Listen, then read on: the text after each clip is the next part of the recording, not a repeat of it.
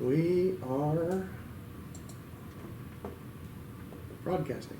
Oh, maybe we're not. So close. You gonna tell us when you switch camera angles? Alright, let's stop this recording. That's good. Yes, you're right. Supposed to. Point to the camera when it's on, whichever camera. Might be recording now. So close.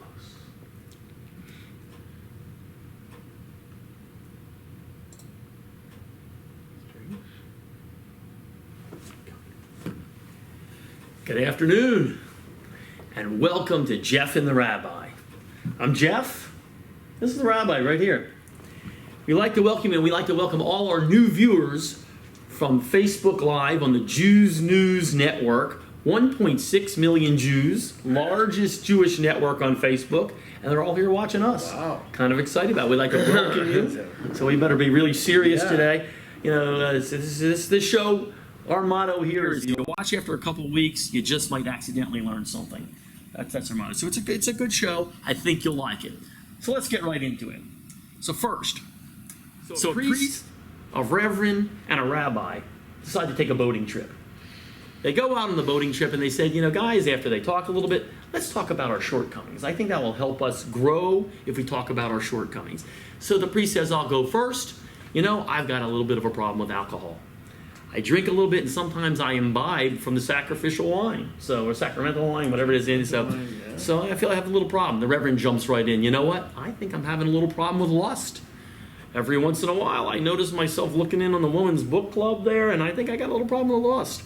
Rabbi, we haven't heard anything from you. Can you tell us something? And the rabbi explains, you know what? I think I got a huge problem with gossip, and I can't wait till we get this boat to shore. That's it. Thank you very much. Thank you very much. That's good. Surprise ending. Surprise ending. Expecting that. Wasn't expecting. So the whole point we're going to, us Jews, we have a real issue with gossip. Mm-hmm. We take it seriously. We call it lashan hara, and we take it very seriously. In fact, some rabbis even say that the temple was destroyed because of idle gossip, because of slander, and that's totally possible. And it's a tough thing. They even say that maybe you're ending someone's life. You're actually killing them when you gossip in front of the person. You're killing them in their eyes.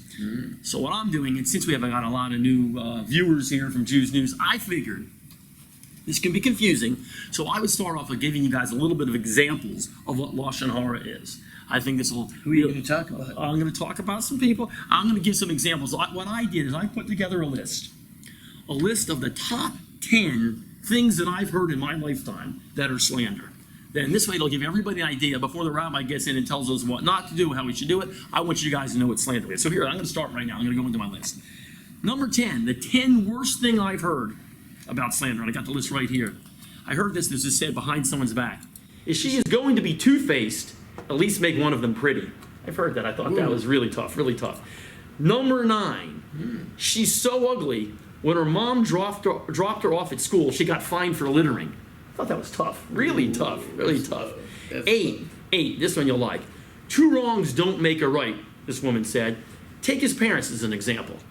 I'll give you a couple minutes to figure that one out. That's really tough. The number 7th worst thing I heard was... Is this off a particular website? No, this is what I heard. This is my childhood. I didn't think you got it from the Reader's Digest. No, this is right from there. This one you'll like. Okay. She's so fat, the only letters of the alphabet that she knows are KFC.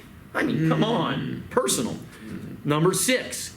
Maybe she ate some of that makeup. She could be pretty on the inside, which could have been a compliment. I wasn't sure if that was lashan hara or not. I think I could bring that up to you. I wasn't sure. This is pretty bad as well. Number 5, he's the reason that the gene pool needs a lifeguard. Ow, that's just so tough. And this one would have gone well with our conversation last week about evolution. Number 4, she is full proof that evolution could go in reverse. Yeah. Bad. Yeah. We're getting to the end here. Hold on. Number 3, the third worst thing I ever heard. This is pretty bad. I love what he has done with his hair, but how does he get it to part when it comes out of his nostrils? Which, I mean, come on. Rude. The second worst thing I ever heard, his parents hated him so much that his bath toys were an iron and a toaster. And the number 1 worst piece of gossip that I ever heard, and this is true, I've heard it more than once, if my dog had his face, I would shave his butt and teach him to walk backwards. That's low. So anyway, as you see, slandering, that's examples of slander. Slander can very much hurt. And I remember the quote that little Shlomi Flemstein used to make during Sunday school, as he said, and I will quote him now because this will help you, "Sticks and stones may break my bones, but slander can cause bedwetting, obsessive compulsive disorder, and excessive burning rash and personal itching." He was working on it, it never really came out that well, it never rhymed, but that, I think you get the point. So, I think I've teed it up for the rabbi here. This is what slander is, this is what lashan hara is, and you see how bad it can hurt people. Right. That being said, I think I turn it over to you now that I've teed it up so well. You can knock it out of the park. Tell us what the Torah says about this, and how do we fix this issue as Jews? I think people are going to start saying lashan hara about me. It goes something like, "Do you know that he appeared on that show?" Yeah, but anyway, see, I make you look so much better. Yeah. That's what I'm here for. Okay. Well, anyway, the actually, Yes. the Torah didn't really say that the temple was destroyed because of lashan hara, because of slander of speech. It said it a little bit differently. It said that the temple was destroyed because of blind hatred. Blind hatred. Blind hatred. Now that is a good question. So what is blind hatred? I don't know. As opposed to hatred. Right, I thought hatred was hatred. Hatred is hatred, right? What's blind hatred? What does that mean, blind hatred? So, if someone hit me and I'm mad at them, you can't really call that blind hatred. That's I mean, after all, he hit me, or he's trying to hurt me, or he's trying to shut down my business or something like that. I wouldn't call it blind hatred. So what's blind hatred? I can't tell you, that's tough. So that's where the lashan hara thing comes in. Okay. See, blind hatred starts off when I hate a person just because I perceive something to be true about him, even though I don't know that for a fact. For example, you came over and you told me that this guy is a nasty guy. He's trying to hurt you. Now I hate him because he's trying to hurt me. And why do I believe? Well, my best friend here told me that he told me that. I got to believe that. Right. If you think I'm going to think he's a liar. So without ever verifying, without ever checking it out, without ever finding out the truth, first person, I already hate him. That leads to blind hatred because now I'm just hating without really identifying the facts. Even if you trust your friend, though, your trust has got to be telling you the truth, doesn't it? Yeah, so what really happened, so maybe my friend wasn't lying. Maybe when I go to the other guy, I said, "Did you say this about me?" "Well, yeah, I said that, but what I meant was," or "that was taken a little bit out of context," or "that was just a joke," or "that was all of a sudden now, I had this one time I had a situation where someone said to me, "Oh, the reason I did that was because so-and-so told me to do that." Right. So I got a little bit upset, I was upset with the first person. "Why did you do that?" "Well, so-and-so told me to do that." So I went to the other person. "Did you tell him to do that?" "No, I didn't say to do that." I never would say such a thing. Right. Well, at that point, I kind of dropped it. And I had to release both parties from having any negative feelings because this one said they only did it because the other one told them to do it. The other one said I never would tell that person to do that. Right. No, wait a minute. Somebody's lying here. Right. Who knows? What can I do? But to hate both of them? Well, that's ridiculous. I can't hate both of them because one of them was not the bad guy. Right. Now, should I start to pick sides? Well, then it's just my picking sides. I don't really know for a fact. That's where you get into blind hatred. So you're saying that you need to be personally experience this problem, this issue, before you can hate, if that's the right word? Right. You need to make some investigation. Well. If there is something bad being said, and certainly if you heard about it through some media source, then, that's a good point. Does that have any bearing on the truth? Doubtful. Whoa. Let's not ever say that the media doesn't speak the full truth. Yeah, right. That would be a problem here. Right. If that happens, we're all in trouble. Now, let me take it to another level, something that you may be able to relate to, Okay. which is also blind hatred. We got two people, and they are arguing, they are differing about a social ill. Let's say there is a problem, there is a social problem, and one person has one solution for it, and the other person has another solution for it. One person says, we need to, invest a lot of money and fix up this problem. Right. Where are we going to get the money from? So the one person says, well, let's take it from the rich people because they got plenty of money. We can just take it away from them and we'll give it to solve this social ill. So that one person says, what do you mean? Why should they have to give up their hard-earned money? Good question. Not fair, not right. And he says, let the people who are having the problem, buckle down and work harder and solve their problem. So now the two people, one of them says, let the people that have the problem work harder and get themselves out of it. The other one says, no, let the people that have a lot of extra money, extra by their definition, take it away from them and give it to the other people. Now, so you got these two very, very different worldviews. Right. Should these two people hate each other? Well, I mean, this day and age, that's happening, yes. Right. Now, nowadays, they would hate each other. Do they really need to hate each other? Could they just say that, and each one of them has an argument. There is an argument there. So each one of them could say to the other one, I don't believe that this person, the wealthy person, should be called upon to pay for the poor person. Now, of course, the other one could say, why shouldn't they? They've got plenty of extra money. So the first one said, yes, but it's not healthy. The poor person should take more sense of responsibility and pay for their own way. Yeah, but they can't. It's difficult for them to weak. Okay, everyone's got arguments back and forth. Do the two parties, however, agreeing that they have two very different worldviews, do they need to hate each other? Well, just to throw in, I think what's going on today, I think that's part of the whole plan. If you can say that person over there that doesn't want to help the other people out is a racist or misogynist or some other kind of ist, then you don't have, your argument's a lot easier because all you have to do is say, this guy's bad, you need to hate him, and as long as you hate him, that makes you good. So you're on the good side, and he's on the bad side, so that kind of works. So when he said that, let's say, this guy or that guy, when he said, this guy should pay for it, you're a communist. Right. Means now everything about you is, maybe the guy says, I agree, you have a right to your own money, and I'd like to see you be very wealthy. But we've got this intractable problem here that really does need everyone to pitch in and help out, and the more you have to pitch in. Well, that's already a little bit of a different story, right? Maybe I'm not really a communist. See, once you get the labels going with the is, But the labels work because now I have to argue with you, and I have to come up with something intelligent, and I have to really think it through. Right. Calling you a communist or me a racist or whatever is a lot easier. So as soon as I call you a communist, now you've got to defend every single thing that Karl Marx ever said. Right. And now before you know it, the original issue that we were talking about, no, we're talking about something Karl Marx wrote somewhere or Lenin said at some point.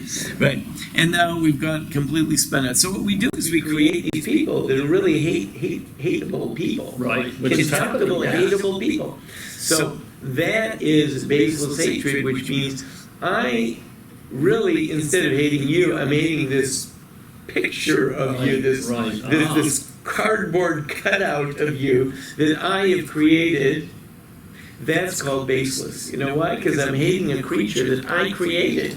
But the brilliant thing about it is now your friend down the street, he has an easy thing to hate because you just created this evil, horrible person. I don't know what he stands for. I don't know anything about him, but I know he's a racist or a communist. I hate him too. That's right. He would like to see everyone. He probably kicks the cat when he wakes up in the morning. I mean, because they all do. Right. They're all like that. Yep. So we have talked a lot in our society about various different prejudices, mostly because of people which have a certain skin color or come from a certain ethnic background or whatever. And I think as a society we have moved towards overcoming that. Right. But now we're creating that same type of thing out of attitudes or belief systems. and you can paint a guy with a broad brush because all of them are like that. And we are doing that all the time in today's society. It's a great thing. It's the easy thing. It makes the argument so much easier. I hate you. It's easier. I don't have to argue with you. I hate you. Yeah. So now we come to the Jews and the destruction of the temple.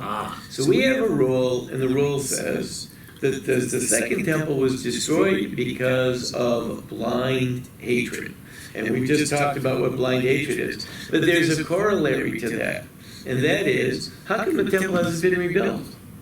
It's destroyed in 70 AD. That is a good number of years ago. Long punishment, or we haven't fixed something. We're closing in on 2,000 years, and it still hasn't been rebuilt. So we believe that as soon as the problems for which it was destroyed are taken care of, it'll be rebuilt. But if it hasn't been rebuilt, obviously the problems for which it was destroyed have not been addressed. And we look around at our society, and we see a society that seems to have more baseless hatred than ever before.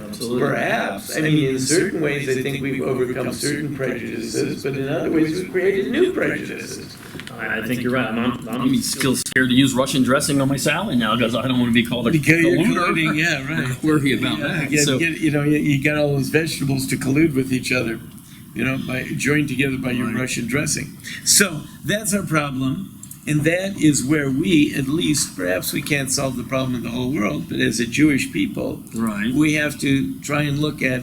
We have a lot of people that have a certain attitude or another within the Jewish community. But we have to try to go back to a point that says, the truth is, good people have really the best ideas at heart. And just because someone opposes me on a particular issue, whichever one that might be, it doesn't mean that in their heart they don't really, really want to be, like, for example, a Jew and identify with the Jewish people and so on and so forth. So therefore, we are really at the point where we have to start to look at people as people and divorce them from their self-stated attitudes and say, you know what, even though he said that, he's really a good person. That's a toughie. I mean, so you're saying we're not going to get the temple rebuilt. We're not moving on to the next level until we get that fixed. Absolutely. I think we're in a tough situation because, again, we just have to look at our political situation today, and we're kind of hinting at it right now. But we're in a situation where literally in America, half the country is being taught to hate the other half of the country. Because, again, I don't think that the political differences are that severe that you would hate somebody because of that. So I think they are drumming it up so hard so that you hate me. That's probably the best thing you can do. And in that way, again, I come back to the whole thing. You don't have to make an argument against me, and I think that's our biggest problem. And that way, you can defeat your enemy. Right. And I'm your enemy. And I think that's, if we look at our healthcare issue, which seems to be the issue of today, which has everyone at loggerheads, the big issue in healthcare really, really is neither side wants the other side to get a win. Well, that's true, too. If the other side gets a win, then the other side will be able to promote their agenda and say, look, we won, look what we did for you. So it's really more important for both sides to prevent the other side from getting a win than actually in solving the problem. Well, then let me ask you this, and I'm sure probably... My humble opinion. That's a good, humble opinion. I like that. But I'm sure a lot of questions that our viewers are asking you today, when we discuss... Well, they're screaming. They're looking at their screens. They're screaming right now. Screaming questions. If the definition that you've given of slander, and of course my brilliant explanations and my examples of slander, is what the media does, can that be considered slander or lashan hara? And I know that's their job, they're the media, but if they take an issue and really just push one side of it, and really push it because they want to convince you at home that this guy's a really bad guy. Now, I know he's probably not a really bad guy, and deep down, they know that, say, President Trump isn't colluding with Putin, and they know that this politician isn't really doing that, and they push that story, whether it's for ratings or whether it's to push their political opinion. Is that slander? And is that lashan hara? Well, it's not legally slander. If you want to, first of all, the media probably is not guilty of slander, because anyone in their right mind should not be believing anything that they say. So therefore, if it's already understood in advance that whatever they say is not true, so then just write it all up. But take a good example.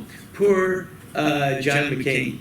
Right. Poor John McCain. Like, all he had to do was get brain cancer, and now he's like he's a hero now. He's a hero. What happened in 2008? Rolling back to the last time, I wasn't hearing any of that then. Yeah, very good. Man, but all you have to do is get a little brain cancer, You're right. And yeah, now, especially because now he's probably going to be incapacitated due to his illness. So yeah, now he's a statesman. He's a statesman. He was able to reach across the aisle. He was, well, what happened? 2008. He went. I wasn't hearing too much of a statesman. No, I missed it then. Yeah. But okay, so you say that maybe that's not lashon hara, but okay. A family gets butchered and murdered in Israel. Yeah. 2 days ago. Was it 2 days ago? Horrible. And you sometimes look at the media and you see the story. Israelis and Palestinians enslaved, because obviously they ended up killing the attackers. Right. Is that lashon hara? I mean, putting them in the same sentence. People, the problem could lie within the Netanyahu government for wanting to put metal detectors on the Temple Mount. Right. And CNN and other news agencies come out and push that. Now, they know the real story is a family who was sitting down to Shabbos dinner, got brutally murdered. Right. But they take the story in that angle. Yeah, listen, like I said, they could be accused of slander, and it would be lashon hara if anyone believed them. But you have to say is that it's a game. It's a game for them, which is to promote, media interest. Whenever they have two teams, they want to play it as a they need to create like two teams, and if you have one team is wrong, then you don't have a good game. If one team is clearly bad, then you don't have a good game. Right. So they want to create, a real game between them, and everything has to be, on equal footing. We talked about this before, the idea of moral equivalency. And of course, once they're moral equivalency, well, then all bets are off. As soon as you create moral equivalency between two parties, once upon a time, I guess we would have said that anyone that goes in and murders a family, there is just, in cold-blooded, there's no moral equivalency. But I think we're way past all of that. So you're saying if the slanderer is known to be a slanderer for that particular group, we probably shouldn't think it's slander. Yeah. We don't should even, turn them on. So, like, if just for our new viewers, I went to an Ivy League school in the South, University of Alabama. So if I came out and said, hey, all the women who go to University of Auburn have 3 teeth and not in a row. If I said that would not be lashon hara, because I have this possibility that I'm biased toward the University of Alabama and have a bad opinion of Auburn. Right. So that would be okay to say that then. Right. Oh, but if we were going to have a discussion and Auburn came up, then what everyone should immediately do is say, you Right.